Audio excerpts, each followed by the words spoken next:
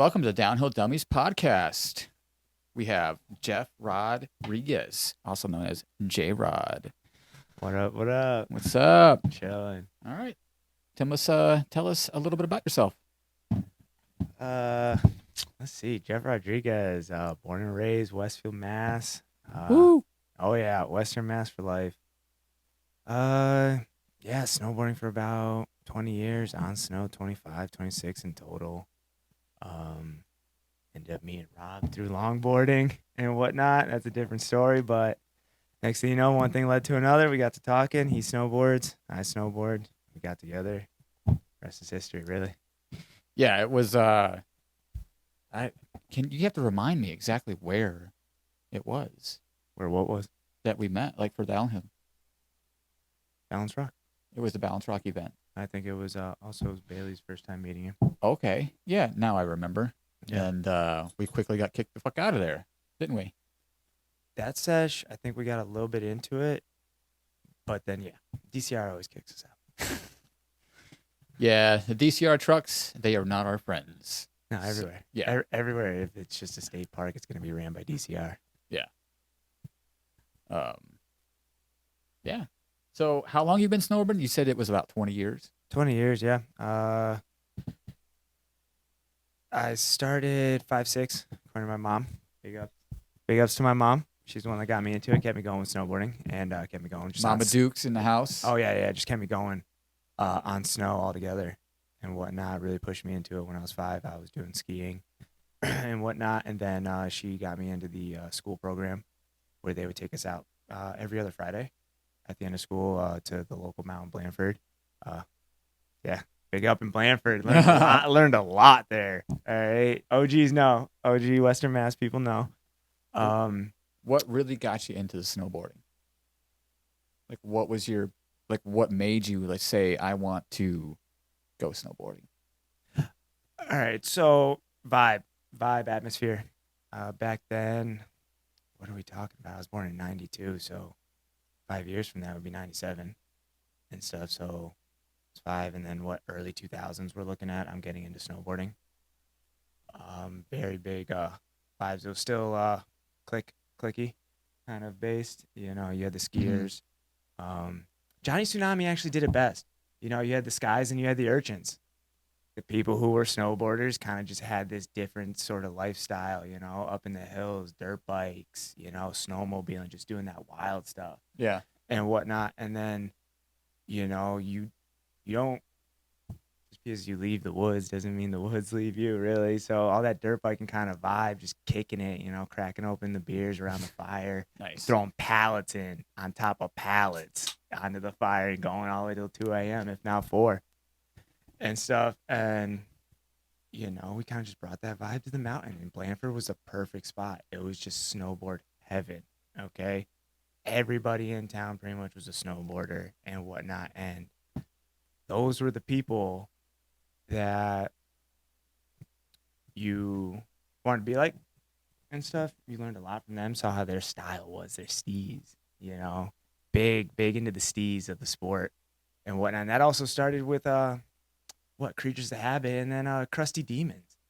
You know, you had Creatures of Habit, which, you know, quintessential snowboarding movie and whatnot. And then an offshoot of that, which was into the dirt biking aspect, which I was also familiar with, was Crusty Demons. And the attitude that they had in Creatures of Habit and Crusty Demons, it just all segued. And you just saw it. They were the same type of people. You can't turn that off. Right. All right, just that adrenaline go. You don't turn it off. You just find different outlets to do it. And then Hence the name Crusty Demon. Exactly. Then entering snowboarding, you were able to do that. You kind of came with that, you know, persona when you strapped on a snowboard. Nice. You know, so you were able to be that person, be authentically you. And then that's what kept me coming back. Yeah, I mean, I didn't start snowboarding until I was 30. I used to hate wintertime. So my introduction to snowboarding was wintertime would take away skateboarding for me. So I needed an outlet somehow, some way to get into snowboarding. And if it wasn't for a certain shop owner, shout out to Blaze Gilmore, Yeah. Yeah. Hooked me up with my first lift ticket, my first demo board, and all the gear that I needed to get out and go. And it once I got out there and I was, I just taught myself. Speaking of which, are you self-taught or did you take lessons? So, all right. So yeah, shout out your guy that got you your gear. Blaze Gilmore? Yeah, Blaze Gilmore. Yeah. For me, I did skiing a lot, very good at skiing, got really good at skiing and whatnot, but I kind of hit a plateau. I feel like that I just didn't really want to go any further than that, because then after that you need to start getting twin tips, you need to start doing the freestyle stuff, and parents didn't have the money at the time to just buy me gear. It was rental gear, which was completely fine, but at the same time you get that quality of gear and stuff. So I mean, I was keeping up with all the people that had like fast skis and stuff like that, no problem, but I couldn't do anything in the park. So got to that point, and then next thing you know, it was after Thanksgiving, Black Friday. My sister and I go out and sit outside Best Buy. This was before you could do everything online and do it right at midnight. You actually had to sit outside the store. So we sat outside the store from right after Thanksgiving dinner all the way up until they opened up. But they did the early open up, so it was like around 5 a.m. But you had to be within the first 20 or so to get a specific ticket that guaranteed you what you were going there for, which they're doing great deals on laptops, great deals on all that stuff, cameras and whatnot. So my sister and I were just like, hell yeah, we're going to sit outside. She ended up getting a lot of sickness from that, like bronchitis, pneumonia. Mm-hmm. A terrible time for her. All right. But she was a trooper, kept it going. And then next thing you know, we got our ticket from Best Buy, and that guaranteed our thing. So we could go do whatever else we wanted around the store, pick out all of our other stuff. Now we're into Sports Authority. All right. Great deal on ski boots, poles, snowboard boots, bindings, whole 9 yards. Keep in mind, I haven't stepped foot on a snowboard. Just see people doing it and just want that vibe, just want that look, Yeah. So I straight up said, get me a snowboard. If we're buying gear, get me a snowboard. She's like, you don't know how to snowboard. I'm like, I'll learn. Yeah. And then Allie's like, yeah, well, I'll get the skis because I already know how to ski. So next thing you know, I'm getting fitted for this, that, and the other. I had a Sims Nexus as the first board, okay? Sims, the guy that, one of the first guys on snowboards, how this sport started and whatnot. Yeah, that brand and whatnot. Nexus, it wasn't great at all. It was Black Friday sale, Sports Authority. And, I mean, Sports Authority closed. I think we can see how they went. So either way, it wasn't the greatest stuff. I had loose bindings. The base plate wouldn't stay tight no matter how much Loctite I put. It was just terrible. Okay, I was always having to adjust it halfway down the mountain. But even then, I kind of did myself a disservice because as I'm self-teaching myself, I'm doing it at Okemo. Yeah, I know how to ski Okemo, but I don't know how to snowboard it. So I've never been to Okemo, but I've always wanted to go. It's a great mountain. I can't speak on it. Sister and I's favorite one. We did ski and ski out condo with the family. My favorite vacation to this day. Yeah, thank you, Mom and Dad, for being able to afford that one. Yeah, shout out to Mom and Dad. Yeah, heck yeah. All right, without Mom and Dad, I wouldn't be as far as I am in this sport. Or kept it going as long and whatnot. But what also kept me going with snowboarding was the fact that it was something that was non-competitive, unless I wanted to make it competitive. I didn't have to do it. I did the standard sports, baseball, football, basketball. I stopped doing basketball because it just wasn't my vibe. But baseball was my sport. That formal team sport. Baseball was it. Okay, catcher, second base, shortstop, you name it. I did the infield and whatnot, and even every now and again did pitching. One pitch fastball, but I was at least consistent, so that's about it. Yeah. Had no movement on it, just straight down the line. If you had that ball, you could send it, no problem. Yeah. But anyways, that was the reason why I kept doing it, because it was something that was so much fun for me, but I had no responsibility for it. Okay, I did it just out of pure enjoyment. Yeah. My school did not offer any kind of skiing or snowboarding at all. I grew up in Wisconsin, and I went to high school there, and there it was all flat. Yep. So I grew up hating wintertime because it took skateboarding away from me, and I would always try to find some sort of way or shape or form. Bailey, can you just let her out really quick? Thank you. I appreciate it. Yeah, go for it. We can always take a little pause real quick. Yeah. And if you wouldn't mind, can you hand me that snowboard right there? You can just lift it up and off. No, the black one right next to it. Yeah, that one. Just up and out. This snowboard here. I don't know if you can. Yeah, the Never Summer. This Never Summer. Yep. This Never Summer Evo was my very first snowboard that I had ever gotten. That was my own. Yep. Again, shout out to Blaze Gilmore in Gilly Snowboard Shop for hooking me up. Holyoke Mall Sports Authority. Thank you for doing Black Friday, I guess.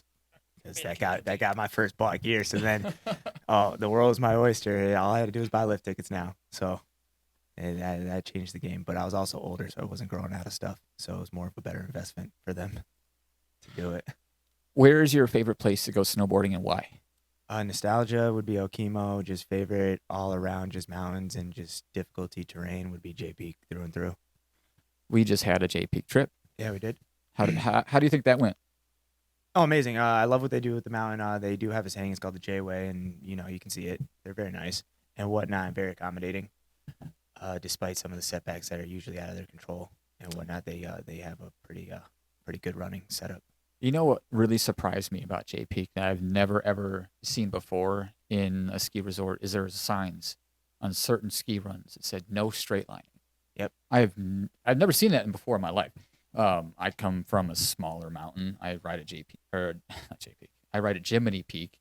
Probably commonly confused with the two. Yeah. But there are no signs like that. They're just slow signs. Yep. You know, so designated slow places and whatnot. But that was one thing that really surprised me about that place, and I didn't even know that was a thing. Like straight lining is not good. Again, it's not. It really isn't. No, it really isn't. If you're having a straight line, then come on, dude. Like, start racing. You might as well go into the race. Yeah. Yeah, start racing. Right. Okay. But what else? Also, close by mountain after Blandford kind of shut down, started not getting as much snow would be Butternut.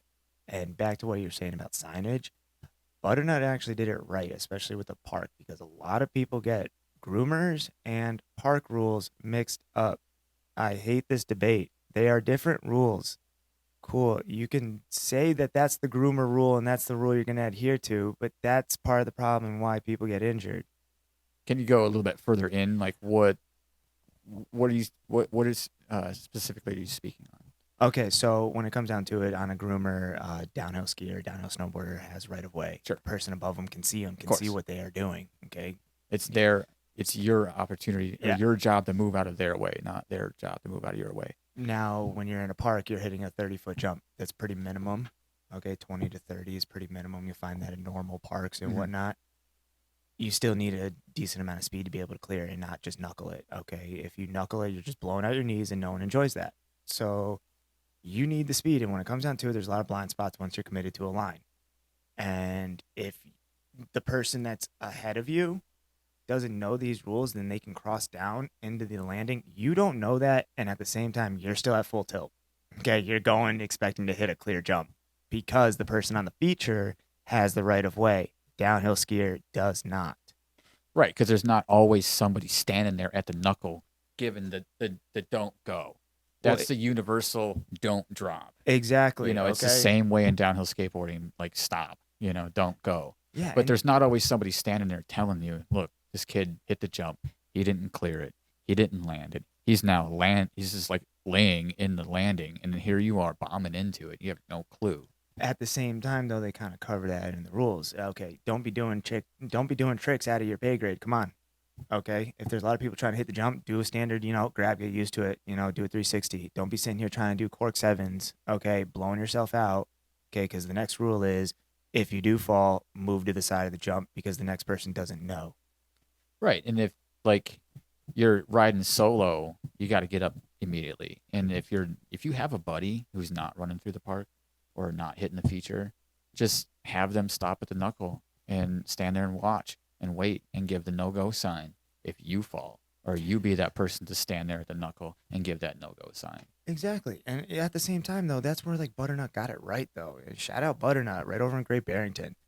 For a while, I don't know if they still do it now, but they made you take a park test, okay, a 10-question little park test, but then also made you pay an extra $5 just to get a pass that'll allow you to go into the park. So one, you have to be very well aware of the rules because they just made you figure them out.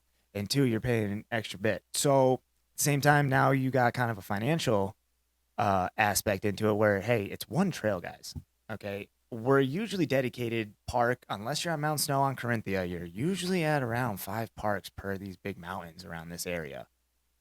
With 120 other trails at the big ones, you can't avoid 7 trails. Then, okay, cool, that's completely fine. Then learn the rules for those 7 trails and adhere to them, please, because then, yes, everyone will go home safe and everyone will be able to ride the next day. It's, kind of common practice that if you're going to go into the park, you're on the advanced side of skiing or snowboarding. Right. I mean, I love going in the park. It's not my best part of my riding, but I'm working on But that's fine. it. But that's fine. Just be aware that, hey, it's a different set of rules Right. going onto that trail. That's fine. The trail's open to everybody. Just know that, hey, there's this little bit of different rule set that goes to it. Adhere to it. And then everyone will be safe. Everyone will have a great time. That's all we're trying to do is just have a great time. We don't want to crash into anybody. Right. I mean, at the same time, do you ever get to go into like a hike park or a park with a carpet Oh, yeah. where like Oh, yeah. there are multiple people waiting to drop in? Like you have a small section, like at Jiminy, Alex's park is a carpet. So you can get off the carpet halfway if you want at a certain feature versus going all the way to the top. You know what I mean? So like there's that whole etiquette about dropping in and looking up the hill, making sure that you are clear to drop in.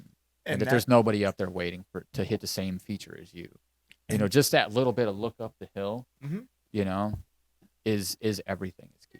Hey, it goes back into just be aware of your surroundings. Yeah. I mean, when it comes down to it, it's a pretty singular sport, but other people want to do it. So just be aware of your surroundings. You're not the only person that's trying to enjoy the day and whatnot. Yeah, but with hike parks, that's the thing. It's like, yeah, it's cool if I'm trying to just like bang some stuff out, but at the same time, I always had like a backyard that had a hill, Yeah. a flat bar. I mean, the one and thing that stuff. we haven't really actually talked about is snaking. Don't snake people. Like At certain parks, though, it comes with like the common.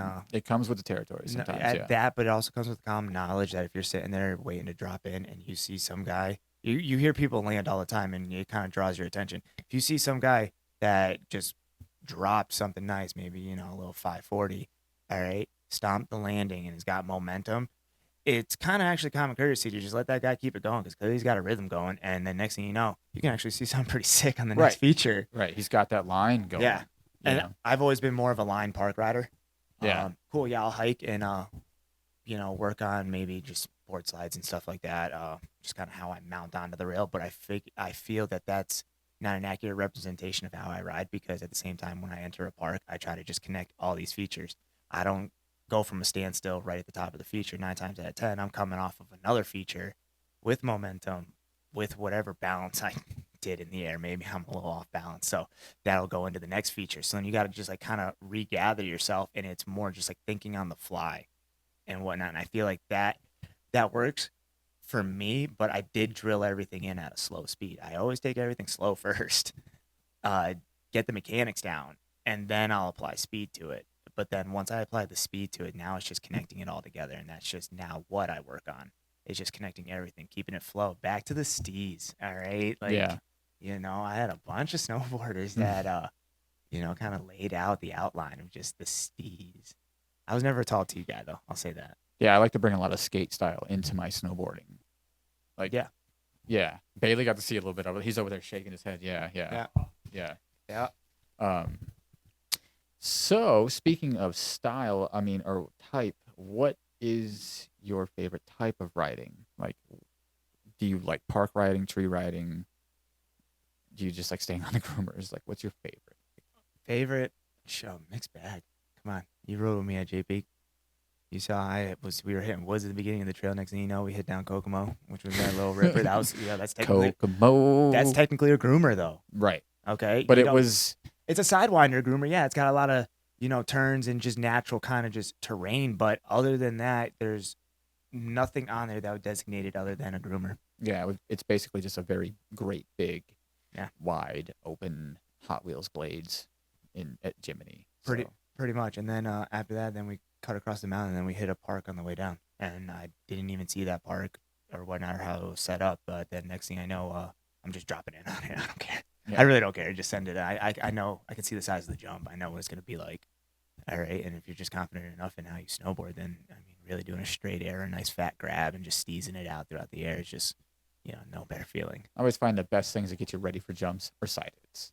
Oh yeah. Oh yeah. I can't just go down a regular groomer without either one cooking some speed and just getting some nice long heel slides going and whatnot, and then hitting on a nice side hit on just like the little cut trails. Domino's in the house, by the way. Not sponsored, like he said. No, vanilla Coke is not my go-to. It's Jordan's go-to. Big up Jordan, my fiance, lover. Congratulations, by the way.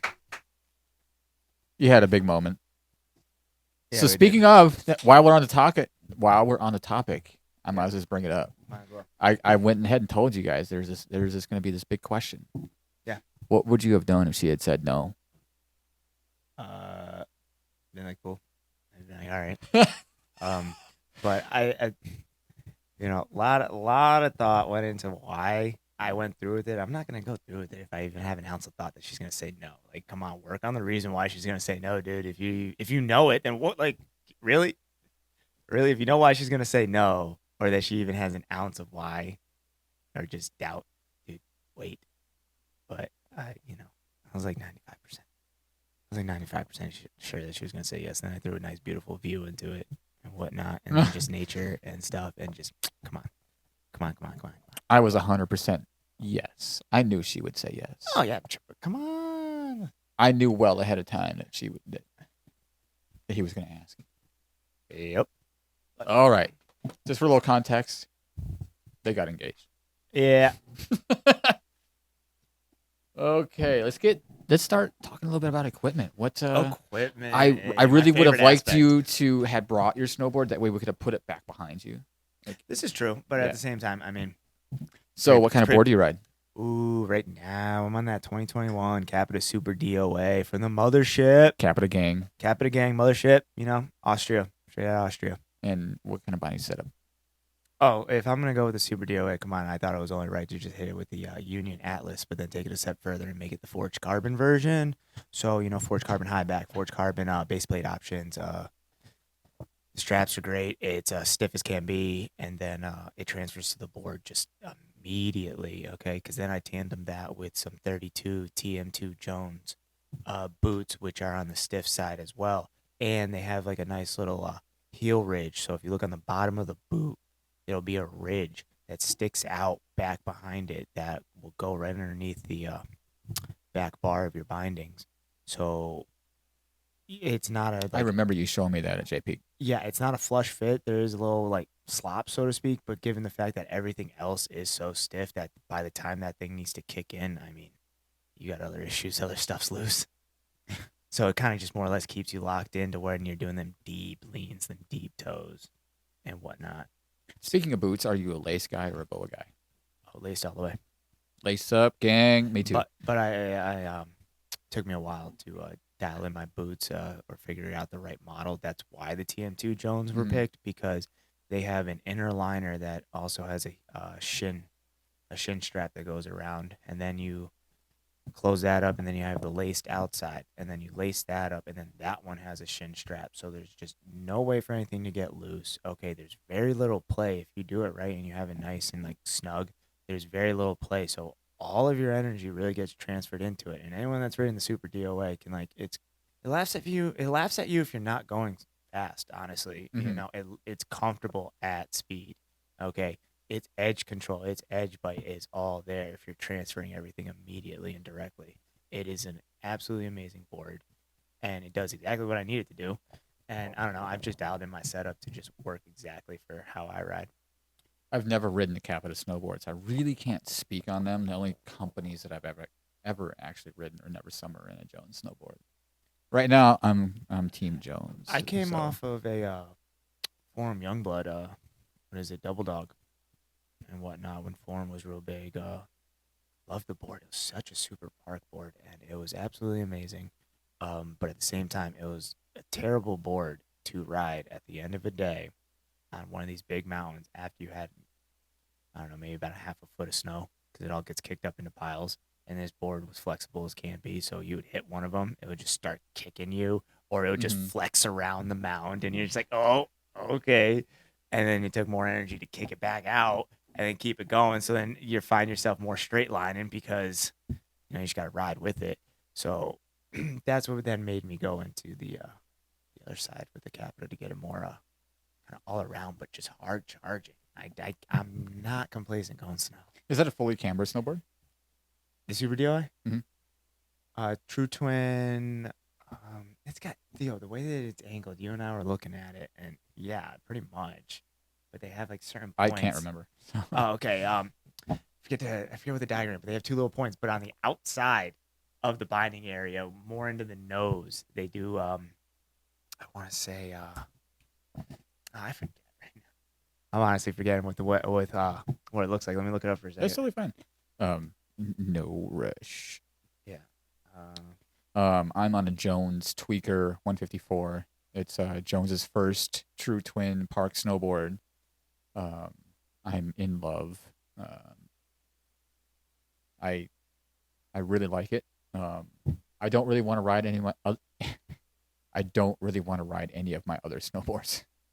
No, I have a lot of Never Summers right over here on this wall. Yeah. Again. No, you do. 1, 2, 3, 4, 5, and there's one in my locker at work, so it's 6 the Never Summer snowboards. So it comes in at camber. Okay. It's got camber with early rocker. That's what it seems like. Exactly. All right. Yeah. 0 camber right before the binding side. Okay. But then they also have, reverse camber in like the smallest section. All right. That's why I wasn't 100% sure on it, because it's got a lot of dumb stuff kind of going on, but it works. Okay. And it's a sintered base. Okay. Radial side cut edge and whatnot. And it just hard charges. It'll do anything you need it to do. Yeah. Sintered bases seem to be superior over I'm forgetting the other one. Sintered versus extruded. Yeah. It's extruded, yeah. So in my opinion, sintered base is definitely going to be superior over extruded base. Extruded bases hold the wax longer. But they're more susceptible to scratches and dents and dings a little bit, in my opinion, because a lot of these Never Summers are going to be extruded. So, and that Jones Tweaker is a sintered base, but it doesn't hold wax nearly as long. You have to wax it more often. You got to sharpen it a little bit more often. Oh, yeah. Sintered base comes with, got to tune it. The maintenance. You got to keep it up. You got to like what you're doing. And if you were to take an extruded base and a sintered base and throw 6 days of snow on them, by the end of it, the extruded base will probably be performing better than the sintered if you didn't actually like throw any wax or kind of maintain it or do something to it. And warm days really kind of like strip the wax right out of the snowboard. And I mean, throw some glades into that, and you're just exactly done deal. So in the background here, we got a video going on. Yes, we do. So, what is your favorite snowboard video, and what gets you hyped up to go snowboarding? Hyped up, just snowboarding. Snowboarding gets me hyped up. Snowboarding in general. Just the conversation. The conversation will get me hyped. Yeah. Every time my mom would tell me, "Hey, I'll take you skiing tomorrow." No, I didn't sleep the night before. Okay, it sucked. I just wanted it to be the morning already, and whatnot. And then hyped for snowboarding. That's just it. The mountain. The mountain. Videos generally get me going. Like the night before, I like to hype myself up with a few snowboarding videos. Zeb Powell usually gets me going. See, Shout out to Zeb. I just watch. I watch it all. Automotive, snowboarding, off-roading stuff, just the whole 9 yards. Watching that usually is on the repertoire for YouTube and whatnot. But I like the snowboard edits because you were able to see these people in competition and whatnot, but then you were actually able to see how they were without, cool, yeah, you go to a competition, they're throwing the biggest stuff, they're doing this and doing that, but until you see a street edit from these guys and see what they're actually trying to do, see what their dedication is, how many slams they're taking. So the urban part, the urban riding stuff. Yeah, cool. You can hit a slope style course all day long. That's great conditions. Grab me a Banshee bungee, all right, and pull that thing taut and then just send yourself down to a 20 set. Let's see what's up, and then have your buddy watching for active traffic. See, that's fun. That's fun. I've never done any urban snowboarding, but we just bought a new house, hence why we were here in this place. But out in the backyard, there is a decent slope So maybe I can get a little bit of backyard park going, but it's definitely not urban. Oh, yeah. In the future. Urban came out of necessity. Didn't always have the money for the Right. lift tickets, but there's a lot of places just around town. You had Vogue. There's the Vogue Rail. People know that now. Then you also had Holyoke. Holyoke had a couple features and whatnot. Then just all around. Then Springfield had a few over down by the water. I remember years ago when I worked at the mall at Journeys. Yeah. There's this kid named Jamie. Okay. Shout out to Jamie Kennedy. I hope you remember this session. He's a skier. Jamie Kennedy. He's a skier. Oh, Sean Kennedy. I think is the. I think. No. This is random guy. You know, okay. He's a really fun dude. He's really into yo-yoing. Oh yeah. Yeah, and it was wintertime, and he's a real good skier. And we went down to Anota Lake, and there was this really long like rail that led out to the lake. Yeah. That we built up this little ramp, and he would hit it multiple times, and I filmed it with like this really, old, like a Sony Handycam. Yep. I don't think I really got to do anything with the video footage, but it was a fun day, Jamie. I still remember that day. Don't forget. Yeah. Don't think I forgot. I definitely didn't forget. What is it? That person's name, Sean Murphy. He's the one that actually, local guy and whatnot, got me into riding forums. I just saw him riding forums, and he was dope. He was local, and he had a great style. So Sean Murphy, yeah, I was riding forums because of you. So if you had to pick a favorite snowboard trick, what is your go-to, like, snowboard trick? What's the setup? What's the setup? Am I trying to your setup that you ride every day? Your daily driver? Just the daily driver. Okay. All right. Midday, I'll hit the. Probably going into the 35er. If it's off, if it's like, off kilter a little bit, even better. I hate just straight side things. I love when they do kind of like maybe like a side hit kind of thing and stuff. But I did probably about 35er. Nothing's better to me than, a grabbed out 180. Just steez it, just get that air time and just flex it. Okay. Throw spins. Yeah, sure. Yeah, I can do a 360. Done 540s and whatnot. If I put enough time into it, yeah, I can get a 720. But at that point, now you're just spinning and whatnot. Now you need the jump to be able to do it, unless you want to just, spin to your heart's content and then land it, stomp it. That's cool. But it's now you get into the risk reward aspect of it, to where I never intended to go pro. I'm doing this out of just pure enjoyment. So yeah, there's jobs that need to be attended to. Them bad boys, them bills, No one's going to pay them with a, broken sternum. Right. It was already bad enough when I tore a couple tendons in my elbow because of a stupid box, but whatever. I think for me, my favorite snowboard trick has to be a real tweaked out stale fish. Yeah. Yeah. For me, it would be the tail grab or the method. Honestly, yeah. That method if I'm doing just a straight grab. Like I said, I love backside 180s, frontside 180s, and all that stuff, but a real, knees to chest, hand through legs, freaking stale fish. Yeah. Looks, dope. No, now, just for reference, I said, I was born in 92, so that puts me at 31 now. So, yeah, these spins are, throwing backs out at this age. So, yeah, we ain't doing the spins anymore, but I'll still hit that sizable jump. I think I've maxed out at 65 at Okemo or Mount Snow or something. When you get into the big park and you see a 65-foot booter, shoo, buddy, you can actually count when you're in the air. So big jumps, not my area, really. I'm more of a freestyle jib kind of guy, where I am hitting side hits and doing flat ground butter tricks and stuff like that. I'm coming from the AERA, though. I am definitely looking forward to getting into the jumps because I have been hitting more and more side hits and getting bigger and bigger. Letting myself getting more and more air time. I have to really be careful about rolling down the windows, with my shoulder. If I catch too much air, my hands definitely go a little bit like that. Yeah, you start to flail, start to fly. Yeah. Yeah. That's no bueno. That all comes out of too. See, what I've noticed, a lot of people start to do the flailing when they actually do too much work going off the jump. You're doing too much. Do less. Do less. Exactly. If you're flailing and whatnot, I get it. If you're trying to do a trick, okay, okay, But if you come off the jump wrong and you're trying to flail, then you gotta take it down a couple notches, go a little bit slower. Just do less going off that jump. Less is more. Do a nice little standard front leg up, back leg up, kind of ollie. Don't force it, because the next thing you know, you're over kicking it. You're over kicking it, and then you're gonna start flailing. All right, you need to go with the jump. The jump's built for a reason, and the landing's built for a reason. It's kind of designed to If the jump send you. if the jump is built proper, you shouldn't have to do much to get off the jump. You shouldn't have to jump that much. You shouldn't have to do like a full-on ollie to get out there.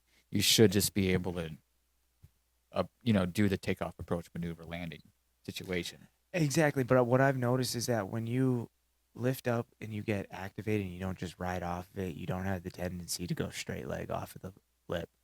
You notice a lot of people, when they just try to ride off it, they end up just going straight leg.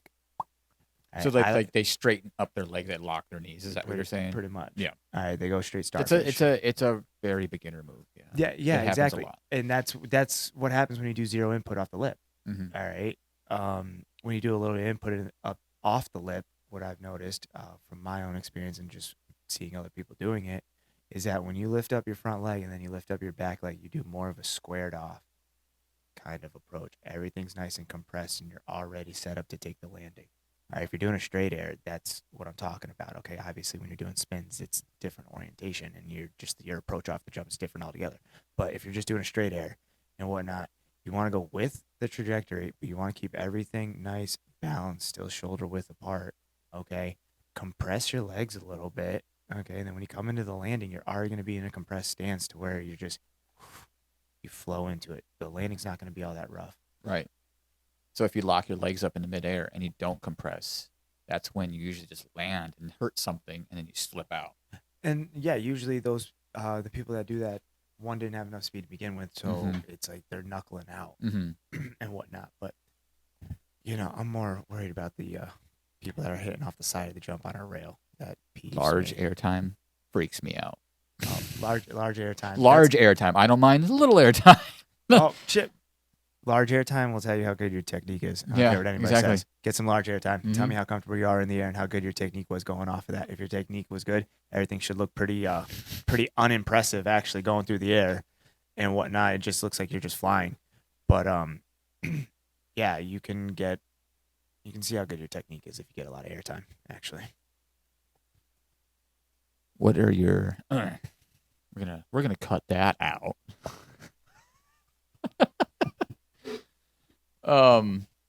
Top 3 favorite snowboarders. Top 3: Seb Toots, Torstein Horgmo, Terje Hakkason. All right. Yeah. They're all during their times they're all pretty dope. And what was it? Oh yeah, honorable mention, Kazuko Kubo, Japanese flyer. Skirt. Yes, buddy. That guy's amazing. He ran the Dew Tour actually in X Games for a while in half pipe. He would give Sean White a run for his money in a couple competitions and whatnot. So he was really tiny, but he was just hucking it out of these half pipes and whatnot, and just throwing these big spins, popping them off, and he was great. But Seb Toots, love his slope style. Okay, you see him going down slope style. It's effortless. And Torstein, was riding for DC. He's kind of like the superstar. People say that he's kind of like an a-hole or whatever, but to each their own. I try to separate the art from the artist. Snowboarder. Yeah, snowboard. I try to separate the art from the artist. All right, when I'm watching his video edits, they're pretty damn sweet. So yeah, we'll leave it at that. However you feel about him personally is kind of just on you. My top 3 is Zeb Powell. Number 2 is TJ from Board Archive. Yep. And number 3, Cayman Carter. You guys don't know Cayman Carter, but that's it. Yeah. Oh, in the top 3 also was Terje Hakkason, First Descent. You see him going down that big mountain.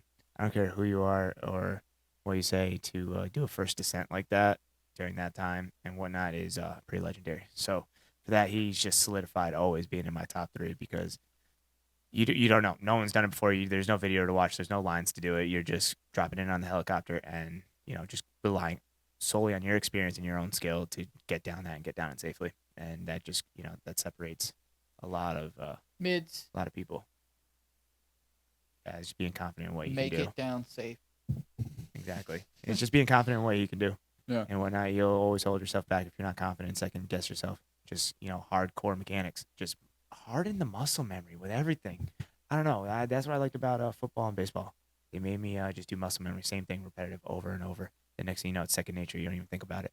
Never even really thought about it like that. I played football in high school, and I never really thought about it like that. Well, because I only really ever thought about muscle memory until skateboarding and snowboarding. I was a running back in football, so whenever I get handed the ball, you would need to do a quick transfer over to the side, cover the points. Sure All right, and then if you see that you're about to get hit, then it needs to be second nature that you're going to cover it up with both arms. Yeah, there was one game that I was wearing a long sleeve and I fumbled like 8 times. Yes, I still hear it to this day. I don't care. All right, what is your favorite snowboard video? Oh, there's a few. I mean, we just watched it. Yeah, one of them is Horgasm, the Yeah. Torstein Horgmo love story and whatnot. Just chill. He was doing a lot of crazy stuff in it, and and I just kind of liked his attitude that he had throughout it. If you listen to the audio and whatnot, people took it seriously. I personally didn't take it seriously. I kind of just thought he was like playing the part and whatnot, and his snowboarding kind of spoke for itself. So that one was one of them. The 2008 Picture This edit. Phew, that had some great, urban and camera work. If you don't know, 2008 Picture This edit, camera work was great, especially in the woods scene where they did this shadowy kind of vibe, and the trick was actually pretty sweet too. There wasn't too much to it, so he didn't convolute it with the trick. So it was actually really, really good from an aesthetic standpoint and whatnot. And then First Descent, like I had mentioned, that had Hannah Teeter, Sean White, Terje Hackison, and I think maybe like 1 or 2 other people. I forget off the top of my head, but that one was kind of like, big budget Red Bull stuff and whatnot, and that's how he was able to do the First Descent. But that was all backcountry heli skiing and whatnot. And it was pretty cool because Sean White wasn't all that great at backcountry at the time and stuff. No, I mean, for what it's worth, the guy's great. To whatever. I mean, the guy's great. He had natural talent, and the fact that he capitalized on it before he had the big name sponsors and whatnot is what allowed him to have the facilities to become as great as he did. Yes, people will hate him. Cool. I don't care. Okay? Dude, put in work. You don't just wake up that good every day. All right, so I can respect the hustle. I can respect the hustle in that aspect and whatnot. And then So else? Shredtopia is literally playing in the background right now, and Bailey is down here. He's like, like pointing at the TV. Yeah. So exactly. This is my favorite snowboard video, Shredtopia. Yep. It's just crazy random that it just happened to be on TV right now, but yeah. I love the urban edits. Yeah, the urban edits are great. Urban edits, park edits. One of my favorite tricks gets me hyped to go into the park for that day. Urban edits do broken get me snowboards. Hyped. Yeah, urban edits do get me hyped to do a park day and whatnot. And that's like, shout out Mount Snow. Okay, because where I live, what is it, Western Mass, right around Springfield, Mass area and stuff like that. Hour and a half from Mount Snow, 2 hours from Okemo, 2.5 from Killington. Okay, that's pretty much where that hits to about midpoint in Vermont and whatnot. Then you get up to Jay Peak, but that's up there and whatnot. But up until then, there's a bunch of stuff peppered in between. But shout out to Mount Snow being an hour and a half away and dedicating a whole face of their mountain to terrain parks, because I was super into terrain parks when that happened. And chef's kiss. And you're speaking about the one and only Corinthia. Oh yeah, Corinthia. Yeah. Come on, Big C, Corinthia. Yeah. Yep. Oh yeah, no, that Big was C. That was it. That was it. That was the place to go. If you're not riding Corinthia. No, exactly. And it was amazing too, because they put one of their big trails, that had medium features. I would have to say through and through, it was all medium features. Okay, if you thought they were large features, then they're not. Okay, but anyways, they were all medium features, and it ran right next to the chairlift. So you had everybody watching you, and it was hilarious because you thought you were good. Cool, go to Corinthia.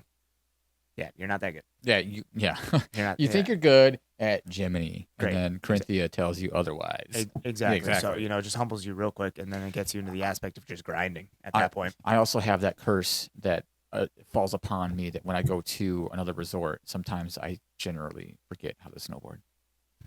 Yeah, I don't know what it is or why it happens, but I get comfortable in the place that I am, and then all of a sudden I go to a different resort, and I don't know how to ride anymore. I like to pride myself on being clutch. I don't know. It's a sports thing, competitive. I'm not competitive with you. I'm not competitive with anybody. I'm competitive with myself. And you know what? I got myself into this situation. So guess what? I'm going to be the one to get myself out of this situation. And I think I'm good enough to do it. That's why I got myself into it. Come Right. on. If I can get myself into it, then come on. I'll be smart enough to get myself Like out if of I it. literally put myself in the situation, Yeah. say like in a really tough tree situation, I'm gonna get myself out. Exactly. You know, I'm not gonna like take my board off and walk out. No, But then I am not doing the walk of shame. But then Nope, that no way. relies on you now. Just like, I don't expect anybody to worry about me, but then at the same time, I like to just reiterate, it's a singular sport. No one's forcing you to go on the trails that we go down, okay? We're all going on the same chairlifts. They all lead to the bottom. You can stay on the groomer while we hit the woods. That is completely fine. But if you are going to come into the woods, okay, That's different. Yeah. then that you are taking responsibility that you know how to do it. And if all else fails, even if it's a little bit out of your depth, then you know at least how to get out of it safely. Taking your time and getting out of it safely. Okay? So that's all it is. Don't get yourself into situations that you don't think you can get out of. If you're second guessing yourself before the trail goes, go another time. Don't do it. That's how you get injured. That's how you run into a tree. No one wants to see it. Right. Nobody wants to see anybody run into a tree. No. Obviously. No, I've done it. It hurts. They don't move. You do. I've ran into small trees. I haven't run into large trees. Some smaller trees that are like that big around, I have been taken out by. I think a little bit bigger than that. I folded. I tacoed it. I slipped. I don't think I've ever tacoed a board. Oh, no. I tacoed it with my body. Oh. I slid out, and then next thing you know, my momentum kept me going. And I tacoed like at my stomach around the tree. I've never tackled my body or a board. I have definitely ran into a tree that just kind of like knocked me off my ass, but Yeah, that's about it. no, yeah, Whoa, I've hit some trees. that was sick. And whatnot. Sorry. Like I didn't get to where I was at without screwing up quite a few times. That's why a lot of situations I know I can get myself out of because I've seen the bad side of it and I know how to avoid that. So that's really all it comes down to. Once you get into the, cool, yeah, time's great. You can spend 30 years skiing. If you're just doing groomers, then yeah, you kind of plateaued. I know. I hey, see these push skiers yourself. and I like look at them coming down the hill. I'm like, is that even fun? Yeah, exactly. It's just very monotone. It's almost like, the NPCs in San Andreas. Doesn't matter what you're doing. You're stealing a car. Okay. you're doing all this other stuff and they're just walking by like it's nothing. So you're sitting here, you're doing all the side hits, fat grabs, Yep. doing this, that, and the other, kind of just Having fun. cutting, having a Playing grand with time. the snowboard. And then you just see them scoot, scoot, scoot, scoot. And you're just like, is that fun? Like, come on. Oh, what? You're going to get down and then you're going to do it again? I mean, I get it. there are when some you're- people that are out there that really like dive into like getting the mileage down, getting the vertical feet in per day, and it's more like a workout. It's like they're like working out. You know what I'm saying? They're like running a 5K. But what'd you learn? I mean, I don't know. I pride myself on learning stuff. yeah. I don't know everything, and I'll admit you it. I might don't be know learning something on the way down in that 22 runs that you took in 3-4 hours. I mean, But I mean, I get it. If you're to each their own. I mean, who knows why I like hiking up the goddamn hill? But- why do I like skinning up the hill? Who knows? but that works out into longboarding. We hike a lot. Well, I mean, we're hiking to earn our turns. No, I'm fine. I'm fine with the whole, enjoyment, doing it all for the enjoyment and stuff like that. Love it. Love the sport. Okay. I need to learn stuff. I know I'm not great at snowboarding. Like, if we just put everything in a line, okay, and you have the best, the worst, I'll probably stack up probably middle, maybe above average. Okay, and I'm completely fine with that. But at the same time, I am not just one trail, a one trail monster. No, you can throw me in the park. I'll eat it. Okay. Throw me in the woods, densely packed. It don't matter. I'll eat it. Throw me in knee deep powder. That's fine. I'll eat it. Okay. Throw me just on the groomers. Fine. I'll eat it. Moguls. Fine. I know how to navigate them. That's fine. and whatnot, I can do the whole mountain. And Moguls probably have to be my least favorite Oh, yeah, they part of suck. the mountain. they suck. But I mean, unless you can literally find a reason to 180 or yeah, jib off of every single one of them on the way down. that But other actually, than that, I mean, if you can like it's finding lines. treat it like a monster truck jump, like you're literally jumping one mogul and trying to land on the next one, Yep. and then find a line to a back one, Yeah. or even after the back one, you're doing a switch front one. I mean, now that what I love about JP is once you get up to the second half of the mountain, you seldom do you see a blue. And Yeah, just but- for what it's worth, them things are steep. You I get think some I went to speed J going. Peak for the trees. Yeah. Oh for yeah. Yeah. sure. Oh yeah. J Peak has great glades, but then at the same time, if you're looking for some nice fast groomers, then I mean, hey, they got some fun ones. And It's they a get you large cooking. place Yeah, to they try get to. you cooking though.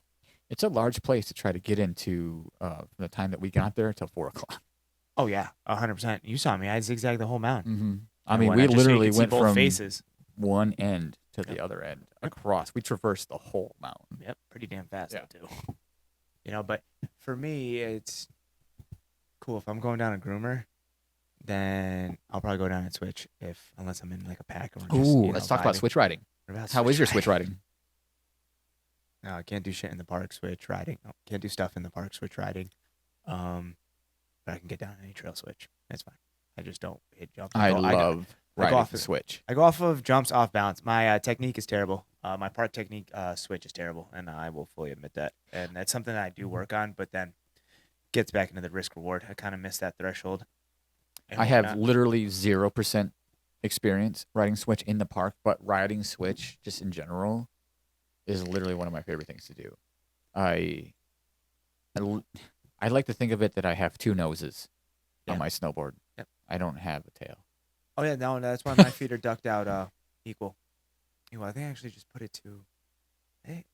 I don't remember what we set it to when we were here last. I think last time I set it back to 15-15, or I just put it at 12-12. I think you went right to 15-15 because I went 12-12 and my knees kind of felt weird. Yeah. I was like, no, I got to go back to 15-15. Yeah, So so we're talking about 15, negative 15 for all you guys that are going to be, I you mean, know. come on, guys. I just don't feel I have to say negative anymore. Yeah. You say 15-15, it's just implied Yeah, it's that you're implied ducked out. Yeah, with the way this conversation's been going, we kind of, we Right, ride, especially- we need to be able to go directional pretty fluidly, and that's what helps do it. You Yeah. don't want to go over 30. Rule of thumb: don't go over 30 degrees. Offset between both the bindings. I mean, who needs to go 30? That's 15 more than 15. No, if you think about it, so someone goes 18, they're at 36. It's kind of unnatural. Okay. So then, then the flip. That one went right over my head. And then the flip side of that is then someone could go 15. Well, you can go 15-15, or you can go 16-14. Offset, bias yourself. Depends on what you're trying to do. You can go You know. 16-14 if you ride a Burton. I mean, it's the same concept as NASCAR. If you're gonna be going around on the left, why not set the car up to go left? Yeah, You but know? you got right-hand turns. Yeah, no, that's what I'm saying. That's why you duck out the back a different. But if you, Right. if you want to bias yourself, then 9 times out of 10, the person that biased themselves is trying to do certain things. I think usually when people run positive They're racing. setups, they're really either racing or they're Hard just carving. trying those hard carves. Yeah, Ooh, hard that carve. was a sick grab. You got it, because I mean, when it comes down to the hard carves, it's all about linear profile. You wanna be like as straight as an arrow as you can, and the racing aspect. That's why you always see them. Okay, that's where then the 15 positive, negative 15 designation comes in, because both of the feet are probably going to be offset. Not probably, but 100% of the time they're going to be offset towards the front in the direction that they're going. But those are directional setups. Okay, If you so do that's why positive, you can get into a downhill tuck. you can get into a downhill tuck, exactly. But Yeah. that's you're creating yourself a linear profile. But all those guys that ride positive, they're in hard boots Oh, yeah. and they're on a board. It's this big. Oh, they're very focused. Yeah. They're very focus based. That's Yeah. their focus. Just like people on skiing when they telemark. I have They no experience with it. Yeah. telemarkers are those are the people where their heels aren't strapped in fixed at a point on skis. So when it comes to skiing, you have the breakaway bindings and stuff that you throw your toe in and then you slap your heel in and it locks in place. Telemarking, it's a strap around the back of it and it connects, but it pivots on the front toe. so the heel's free and clear, so you can cross country ski, no problem with that. But you can also go downhill with it, but it's a different technique going down. But I've noticed the telemarkers are kind of just hardcore. They just like it. You know, you don't really see them in the fixed boots all that often. They'll telemark to the day they die. That is true. Yep. I have experienced this. The telemarkers, they will telemark till the day they die. Yep. It's just like the split boarders. Like I have recently, in the past couple of years, really gotten into split boarding, and I ask myself, why do I like this? And it's a question I cannot answer. I have no idea why I like it. I just get up there, and I'm just exhausted and tired, malnourished. I mean, I don't even know. And then Makes it worth it though. That ride down, So worth it. so worth it. It's just all hoops and hollers, and especially if you go with a group. This most recent one, I went to the Pico Hico. This was actually yesterday. We just went to the Pico Hico. Well, I say we, but I went to the Pico Hico. You with other people that aren't present. Yeah, there was a lot of people that did come. Yeah. But I ran a little late, and the 9:30 group went up before me, so I hiked up, and I actually met them up at the top, and it's surprising because I literally took 3 hours to get up. Oh, and they're not small. These mountains aren't small, man. The Pico is a big mountain, but I think in the past 2 years it took me 2 hours to get up. So you're out of shape, dude, and you're old though. I'm not old, bro. I stopped a lot, and I took a lot of time because I was filming. I was filming a video. No, I stopped. Oh, you stopped. Oh, okay. I thought you said you stopped. On my way. I was about to think, why you No, on my way up the hill, I stopped a lot.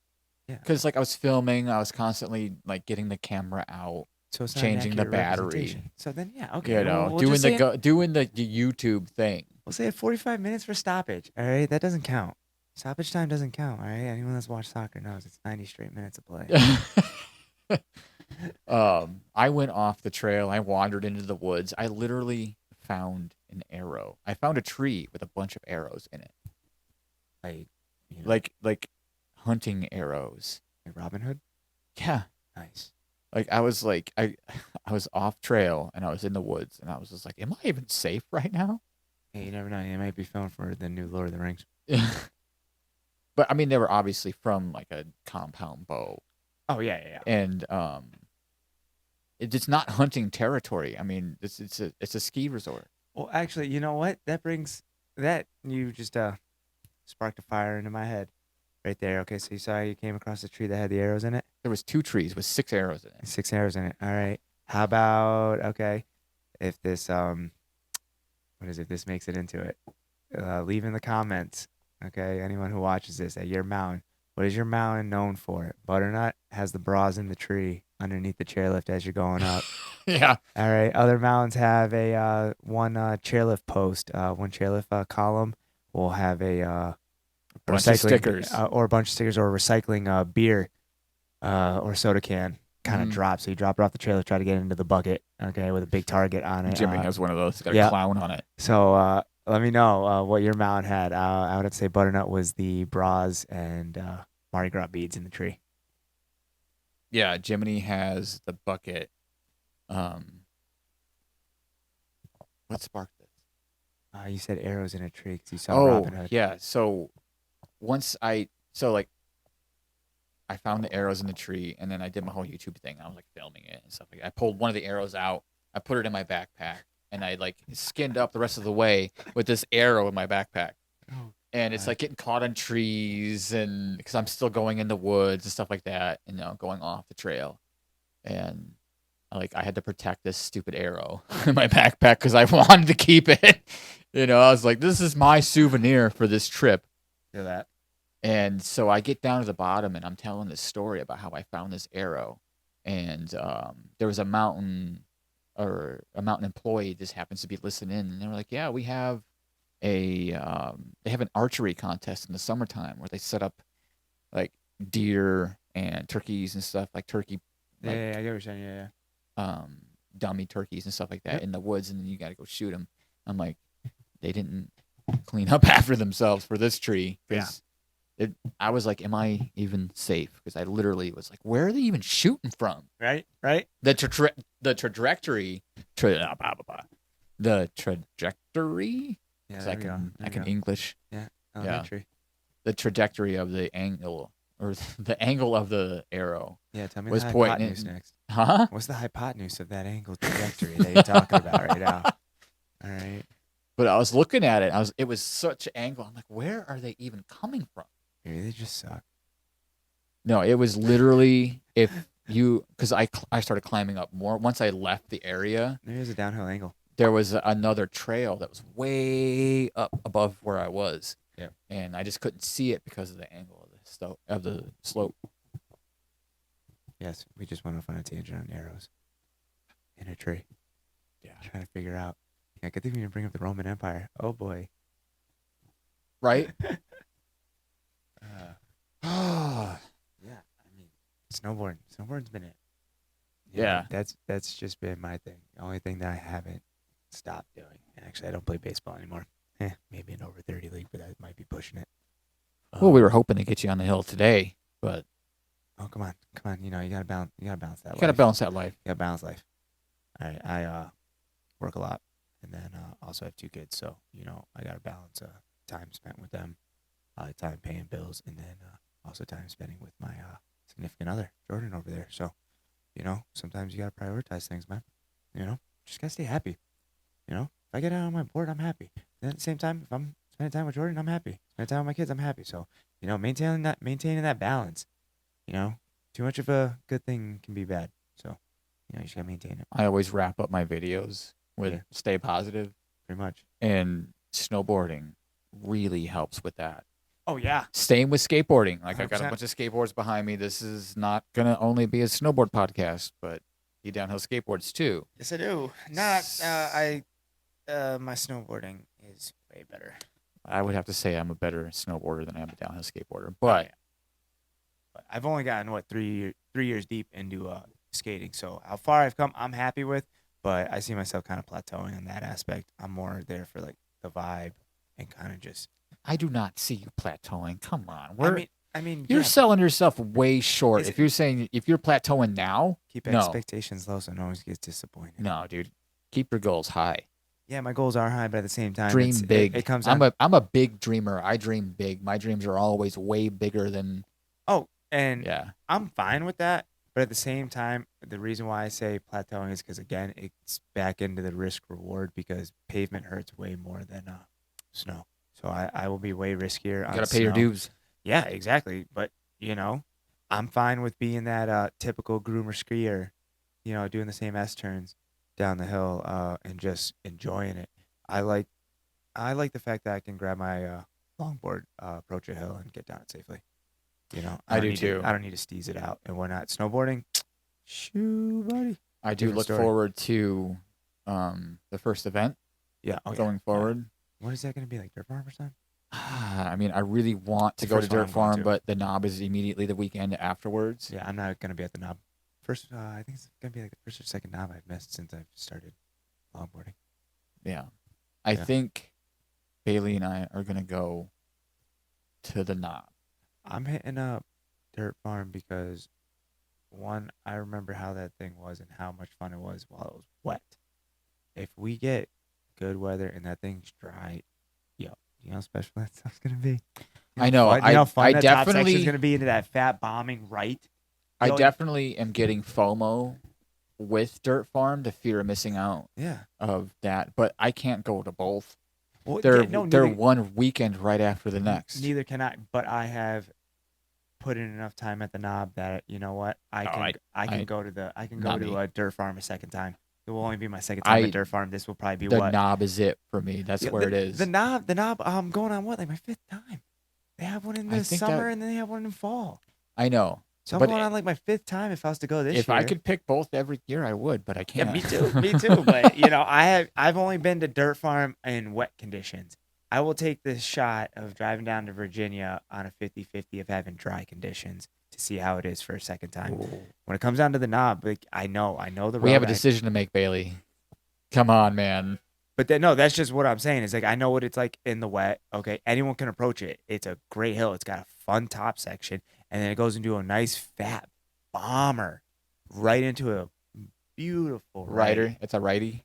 Oh yeah, Yeah. oh yeah, straight hillside for me. Because you're goofy. Yeah, because I'm goofy. Regular on a snowboard though. But that is crazy. He's regular on a snowboard, goofy on a skateboard. Yeah, there are a lot of people that do that. It's not an uncommon thing. I was telling you that earlier on the hill. Yeah. So, but yeah, no. When it comes down to dirt farm, yeah, and I was able to do it in the wet, and when I had a grand old time. I mean, maybe dirt farm can do it twice a year instead of just once a year. Maybe food for thought going forward. But at the same time, I will take my shot with dirt farm again because he's put in the time. He's got the medical staff. Okay, it's at a brewery. Okay, the road's gonna be closed. And is it a hike session? No, he's got a U-Haul. He's got a U-Haul? He U-Hauled it last year. In the wet. We're going to pause this really fast. Okay. So, what bothers you the most about snowboarding, if there's anything at all? Okay. Yeah. No, there's a couple things. Mainly attitude. Attitude on the mountain. Because you find it now with the prevalence with social media and whatnot, you know. But anyways, it's the attitude on the mountain. When it comes right down to it, cool. You know, yes, you're good. You could probably do a lot of good stuff, probably a lot of cool stuff. Great. You know, so can somebody else. Okay, unless you're getting paid to do this, all right, your name's easily searched and you got, you know, videos with views and you're generating money on sponsorships, then clearly there's someone else better out there. So, you know, stop with like that attitude of just like, yeah, you know, I happen to be better than you, so I'm going to come with this little bit of arrogance. Nah, you know, just stay humble. You know, does not matter what people wear, which segues into what people wear. Everyone gets stereotyped for the gear that they wear. All right, mainly so right around these days now, dope snow. Oh, and, you know, and just the type of person, so to speak, that's stereotyped into wearing dope snow, which I have seen those stereotypes not really hold much water. Yeah, might be saturating the market, and you know, just numbers alone say that the average person probably isn't great, or you're probably better than them. Cool, great, you know. But there's also a lot of people that are wearing it that are better than you. So that again, it's right. Like there's two sides of every coin here, guys. I've seen some really good riders that are wearing dope snow. Yep. That can really throw it down in the park, and it's just because they chose to wear that doesn't mean they're less of a snowboarder, or they're not core. But I say wear what you want to wear. Wear what you want to wear. My stuff's dual purpose. Okay, my style extends off the mountain. Okay, right. I mean, if you like the way it looks, exactly, wear it. Wear it. If it fits the style that you have pictured in your head, wear it. Okay, that's. Well, you'll see what I'm wearing. All right, and you'll see me out on the mountain. Yeah, I'm gonna spend the money on my gear. Obviously, it's gonna look the way that I want it to look and go with the style that I have pictured in my head.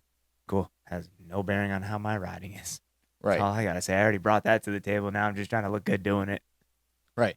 I mean, how else can we bring new snowboarders in by not? I mean, if we're gonna like gatekeep and say you shouldn't be wearing that, that's the wrong thing to wear. That person's gonna immediately be turned off. The biggest there's no reason for that. Why are we doing that? There's nothing. There's no reason for it. Why do we care what that dude is wearing or that chick is wearing? You know what I'm saying? But then the rebuttal that you hear to that is that they don't give back to the sport. Yeah, they're giving you gear that you can wear. It's creating snowboarders. In my opinion, it's creating snowboarders. Yeah, because now they're like, oh, that's pretty cool. But I mean, they literally say that's dope. Yeah, but then at the same time, I was watching snowboard videos before I started snowboarding. That's what got me into snowboarding. Just look how cool they look. Their style. And this was before dope snowboarding even became a thing. Exactly. Now, now I'm 20 years deep into snowboarding alone. I've worn more than my handful of gear. Pick and choose exactly what holds up well and what doesn't hold up well. Cool, great. It might Burton might have the you know, all the name brand stuff, gore-tex this, you know, triple liner, you know, breathable liner stuff. Cool, great. Found one of the companies that have that too that's actually held up for a fraction of the price. So yeah, a lot of the times you're buying just the emblem that is going to be displayed on it, or just the word Burton. Okay, yeah, great. I see Burton. I know it came with a decent price tag. You know, it's just like just seeing someone wear Gucci. It's the Gucci of the mountain. It's Burton. I will stick to that. Cool, great. I will say Burton is the Gucci of the mountain. I mean, I have to disagree. That's I'm a fine. Jones guy. I will rock the Jones wear all day long. My pants are Jones. My jacket is Jones. Yeah, My hat's Jones. but then My board is Jones. yeah, but at the same time, how many people are wearing that throughout? You know, Yeah, I mean, I can't necessarily say I see somebody with a Jones so jacket that's on or a Versace. Jones. So that's Versace, maybe a little bit better. I You know, you're still coming into that price bracket. It's nice gear and stuff like that, but Gucci is more saturated. again, I got my pro discount on my or on my pants, Yep. and I won my jacket in a raffle. So I didn't actually go. like pay out the right for Yeah, my outerwear, my pants, and my jacket. I have a So, like I could very well be still rocking my I9 jacket that doesn't zip up. It's got buttons. yeah. That what button jackets bother the piss out of me. Like I can't. Oh yeah, and I mean zippers become a pain in the butt too. Zippers are Hey, and that's where Dope Snow came in. They had a great pullover jacket, yeah. and it actually worked. It had big pockets. They didn't have to accommodate for a zipper, so I have a huge pocket that goes right across my chest. All right, puts everything in it. Right. Yeah. It's as far as being able to store stuff and utilitarian purposes while on the mountain, I haven't had a better jacket, and it's held up. So sorry.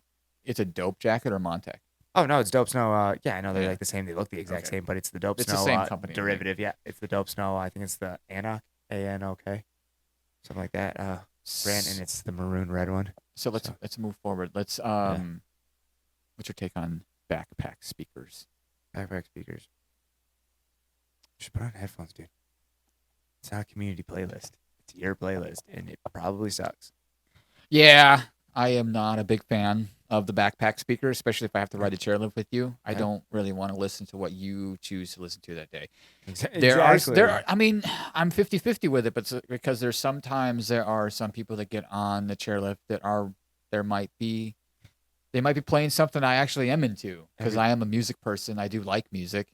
I'm not saying that I am the fun police and I'm gonna be like, oh, please don't turn it off. If you do ride the chairlift with me and you're rocking some music, I'm not gonna say anything. If the music sucks, I'm gonna say something. You know, Okay. I call people out on their stuff. I don't care. Okay. I don't care. I'm very forward. Anyone that knows me, I'm very forward. I'll speak with J-Rod will call you out. Oh yeah, for your shitty music on your backpack speaker. Oh, cool, great. I'm not going to do that. I'm going to stay quiet, and I'm going to let you play your shitty music, and I'm just going to listen to it. Nope. Nope. Okay, when it comes right down to it, you're not the only one on the mountain. Great, just like I'm not the only one on the mountain. But if there's already one person that's not liking the crap that you're playing, then come on, dude. You know, let's be courteous. Let's be courteous, and I'll call it out. If your music sucks, then dude, just shut that off. Put it on when you're riding or when you're by yourself. Okay, there's no need to flood the chairlift line to where you're drowning out other people's conversations. We have to speak loud enough as is. We're wearing gear, guys. Yeah. Come on, we don't need to hear crap, old freaking whatever. I don't listen to music on the way down the hill. I love music. Music can really actually pump me up to ride better, but I prefer to hear people riding around me and the sounds of everything around me than the music. It's just more safe in my opinion. Just call me Safety Rob if you want to. I mean, what's music doing? How's it enhancing? I mean, I'm sorry. I feel like it's just adding another sense that was already being filled with just the wind and the nature. Yeah. You know, it's just another aspect of endorphin. So yeah, another aspect of endorphins. I get that, but then it's like it's also another aspect of individuality, which I mean I can respect. But at the same time, it's like, but again, if I do listen to music on the way down the hill, it's going to be in my headphones. Yep. You know, and then at the same time, the majority of the time I'm on the mountain, I'm working. Yeah. So I'll have a radio, and if I have that radio and I'm listening to music, I can't hear the radio. Exactly. If somebody's trying to contact me on the radio for whatever purpose, then I can't hear them. So I generally tend to just ignore the music during the day while I'm riding. I might listen to some tunes if I do a little night riding, a little in the nights, under the lights. But other than that, I generally don't listen to the music. Music gets pulled out when I'm doing a hike sesh. Yeah. Other than that, I don't need it. I mean, that's just me. You know, that's just my opinion. You know, everyone's opinionated, and I feel like if other people can say their opinions, then I can say my opinions. It's Yeah. just when it comes right down to it. Like I said, I got no filter. Might ruffle some feathers, but you know, a lot of attitudes that I see just kicking around kind of suck. Well, I've always said, don't let other people influence your own opinions. Don't let other people Exactly. influence your riding. Yep. Or your gear choice. Exactly.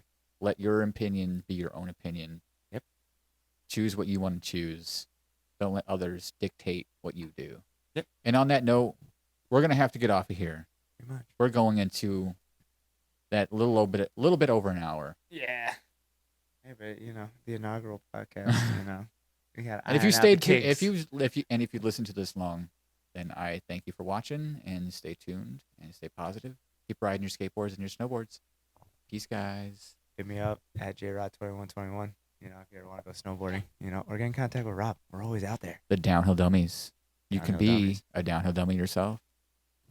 Yeah, Because we're just a bunch of dummies out there, yeah, and that's what it's all about. great benefits. Zero membership fee and whatnot. It's very official. You always get the invite to the hill. I'm not gonna put him on the spot, but you might be able to get a T-shirt. Maybe. Well, it all depends on how well this podcast goes. We might be able to get some T-shirts going. Merch plug. All right, guys.